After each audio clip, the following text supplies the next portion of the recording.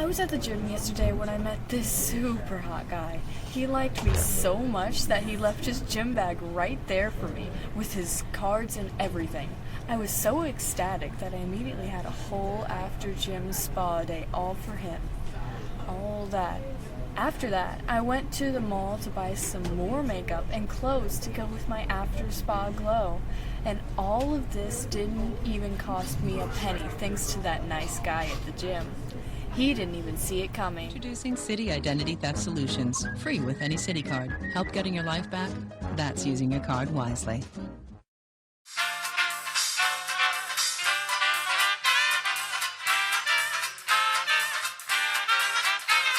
Hello Salem, and welcome back to this Salem Show presented by Salem High School and filmed at the Washington Community Foundation Center. Oh, come on, don't be so grumpy.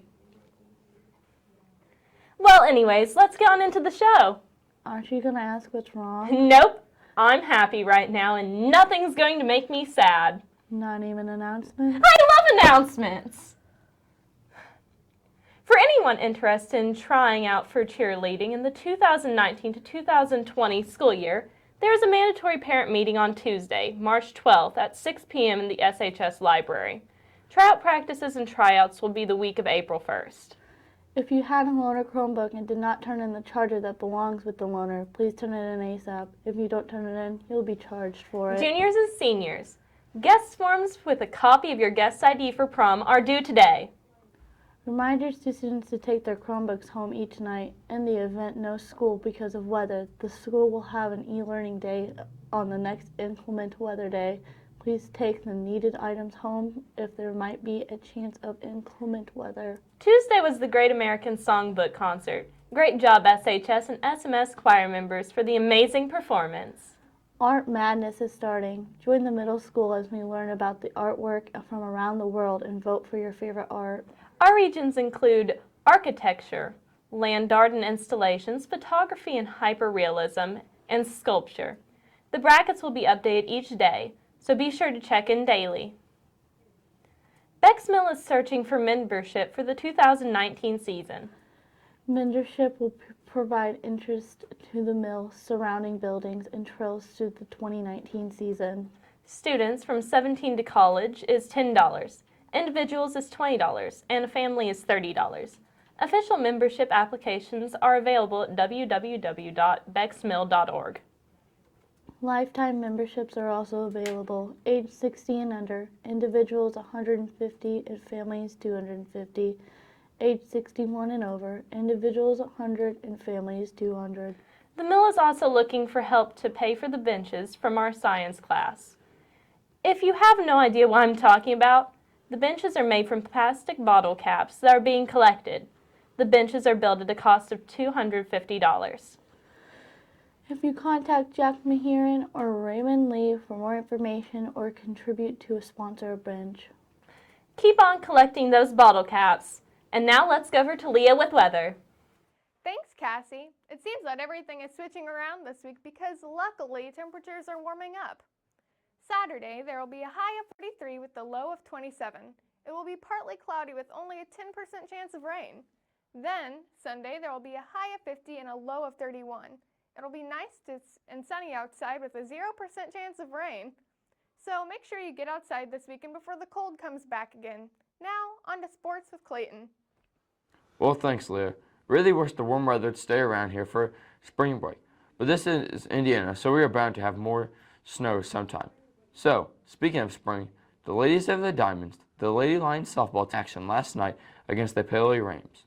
The game was a scrimmage. The regular season kicks off Tuesday, March 19th at home at 5:30 against the new Washington Lady Mustangs. Good luck, ladies, this season. We will have interviews with Coach Petmeyer and Coach Malloy on the next show, so stay tuned. Last Monday, the girls basketball team had their awards banquet. The food was great. Loved the video that Mr. Dowling put together, and there might have been some crying. Here's who got the awards. Varsity Awards, MVP, Leah Miller. Hustle Award, Mackenzie Underwood. Defensive Player, Mackenzie Underwood. Offensive Player, Leah Miller. Most Improved, Olivia Weber. Mental Attitude, Hope Tomlinson. JV Awards, MVP, Abigail Ratz. Most Hustled Player, Brooklyn Brown. Mental Attitude Award, Allison Cobble. Most Improved, Pamela Roots.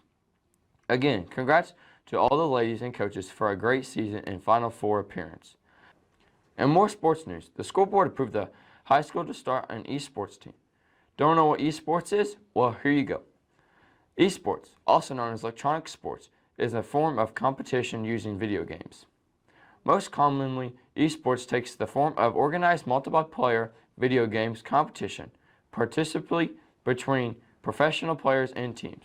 Although organized online and offline competitions have long been a part of video game culture, these were largely between amateurs until the late 2000s, when participation by professional gamers and spectatorship in these events through live streaming saw a large surge in popularity. By 2010, esports was a significant factor in video games industry, with many games developers actively designing towards a professional esports subculture. The esports was a second must-watch sporting event behind only the Super Bowl. This is an $11 billion industry and continues to grow. Now colleges are offering scholarships for gamers. We'll have some more information about after spring break, so stay tuned. Also, to stay up to date on all of the sports, go to www.salemlionsathletics.com. That's it for me. Remember, go hard or go home. Now for our main man, the Hall of Famer, the procurer of positivity, the creator of diamond cutters, and the Hall of Famer DDP. Here's his message about 2 words.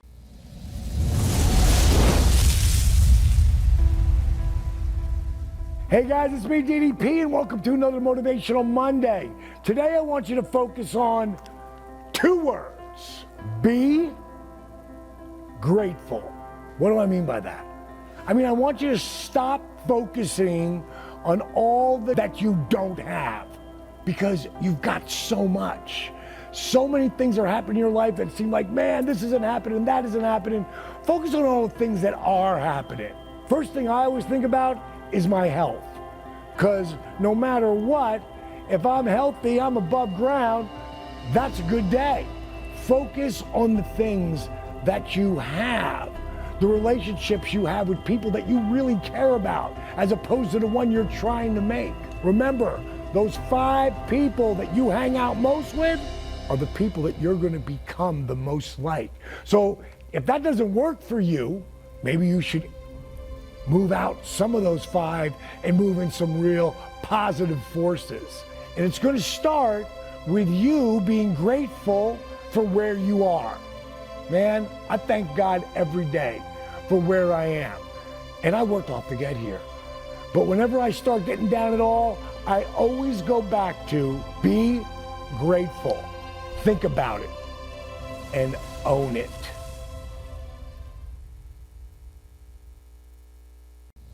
Ow! That's what you get for being stupid. Anyway, did you like Motivational Monday this week? Oh, duh. I always love Motivational Monday by our favorite guy, DDP. And now, here's real news. Thanks, guys, and welcome to Real News, the only show that gives you the stories the media won't tell you. This week, we're talking about St. Patrick's Day, everyone's favorite excuse to pinch random strangers. Today, we'll be discussing the origin of St. Patrick's Day and how it came to be in the good old US of A. Despite being a popular Irish holiday, Winston St. Patrick himself was actually born in Peru into a life of luxury and alpaca caravans. At the age of 14, Patrick got into a heated argument with his father, leading him to swim over the Pacific Ocean on the way to the capital of South America, Cape Town. While at Cape Town, Patrick slept in small caves, and in one of these caves he discovered a rare breed of radioactive spider, which bit him and gave him the power of the Saharan rattlesnake. With his newfound snake powers, Patrick decided to move to southern France, where he became famous for making snake-shaped churros.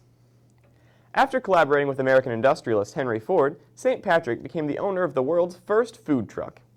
In Europe, it became famous that Patrick would arrive and have in his churro food truck every 17th of March. And that's how St. Patrick's Day came to be. And that's a story the media won't tell you. Today we get to interview another living legend, Mr. Dan Mullins. Thank you, Mr. Mullins, for sitting down and talking with us. Hey, thank you for getting through that line, man. All right, I think we're good to go now. All right. Tell us a little bit about yourself. I'm a graduate of Indiana University. Actually, I was born in Kentucky, but I only lived there about a year or two, and then I was raised in Indianapolis for about 20 years, and then I went to Indiana University. Right out of college, I came here. I was recruited here by Mr. Hunt, the principal. This is the only job I've had since I've graduated from college. I've got a master's degree also from Indiana University, and my major is earth science. I'm an earth science major. And I'm married, and I got one beautiful daughter that teaches down Highland Hills, and 2 wonderful dogs. Got 2 Basset-hounds. So why did you get into teaching? I actually love the part of sitting in a room with children who don't know a concept and then explaining it to them and then seeing them master it and go out and be able to use it. Also, earth science was always a hobby of mine growing up. I love space science. I love the mineral stuff, the rock stuff, all of it. And I really enjoy sharing that with kids, and especially when we go to a museum or something like that. It's always a lot of fun. So it's literally what has happened is my hobby has become my occupation, is what it boils down to. So what motivates you, and how are you influencing change in the school? I like to see kids be successful. I like for kids to feel like a big deal. I work pretty hard at making sure they have a good time here. At least I try to. I want them to enjoy the process of being educated. That's real high on my list, to be very honest with you. So what is the Tie Guys, and why did you start it? The Tie Guys organization here at school is a second-year program. It was originally started to basically help young men become stronger young men, guys that can influence others. As you know, you were in the group. It's learning how to behave out in public. Not behave, but learn how to represent yourself well out in public. It can range from everything from learning how to shake hands to how to introduce yourself, helping others. There's a community service project involved in it every year, twice as a matter of fact. But that's how it kind of got started. Mr. Early and I just felt like we had some young men with a lot of potential to help others and teach others, and we wanted to foster that, and that's how we got the group together. So what do you want them to achieve before they go to high school? I want them to be able to say no at the right time. Like when you're with a group of friends and you're in the middle of something that's probably not quite right. Staying out of it, most of you guys can do real well. That's not a problem. But can you tell the others, this is wrong, we need to quit it, stop, you know, that kind of thing. That's what we really need. In other words, what we need is we need for these guys to become the leaders at school is what we need. And that's what we're trying to help them with. So you're the teacher for the swim program here, right? Yeah, I have been for a long time. Right now, of course, the pool is being renovated. So what made you take this position? When I came out of college, I was an earth science major. This was an earth science position. I liked that really well. My minor in college was physical education, and I took aquatics also in college. I was really impressed that when I came here, they were building a brand new school. This is a new middle school that was built specifically for middle school children. And I was real impressed by that. A lot of towns will build a new high school and then give the old high school back to the middle school kids. They didn't do that here. And they also built a beautiful auditorium here, and the pool is a fabulous structure too. So I was impressed with that, and that's why I was glad to come here. So what sets this swimming program apart from others? It's a requirement. Everybody here takes swimming, 3 years in a row. I spoke to some of the original school board members when I came here, and they made it very clear to me that the pool was built to keep children from drowning. That's what they wanted. And as a result, it became a regular part of the curriculum. It's no different than taking math or anything else here, except it is the one class you can take that can definitely save your life, obviously. And the goal is here, by the time everybody is an 8th grader and getting ready to leave the building, they can all swim. Okay. And that way you don't have any fear during the summer. Like if mom or dad say, well, I'm not so sure you can swim all that well, I'm not sure I want to let you go. This way they shouldn't have that fear. It shouldn't be a swimming problem. So what do you think about the new pool they're currently building, and how's it different from the original? There will be a lot of visible things when you notice it. First of all, it will not be a metal pool. I'm tickled to death it's being done. It needed it really, really bad. The pool, as pools get older, they tend to have leaks and they have problems. They're more difficult to run. And eventually you get to a point where they're virtually almost impossible to run, and they need to be replaced. It's like anything else that's mechanical. Eventually you have a time when it's time to replace it. This one was definitely at that point. We got 42 years, 43 years out of it. That's hard to argue with. The new pool, first of all, will not be aluminum. It will be concrete. That should solve some problems in terms of, not corrosion so much, but like metal breaking down, fatigue, and things like that over a period of time. I love the fact that they're repainting the whole room, and they're doing a lot more to it than just the pool itself. It literally should look like a brand new facility when it's finished. And from what I understand, it's going to be all tiled. They have little squares, little tile squares all over it, so it should give you good traction on it and everything. Lines will not be painted on the pool. They'll actually be little black tiles, and stuff. And I really think it's going to be a wonderful facility. So you have a very unique room. Why is it this way? This is a bizarre collection of things over 43 years that I just brought in because I thought middle school children would be entertained by it, to be truthful with you. It's actually all my stuff, and I have no clue where it's going to go one of these days. But I think kids, when they come in the room, there's no windows in here, and I think they're entertained by it a little bit at least.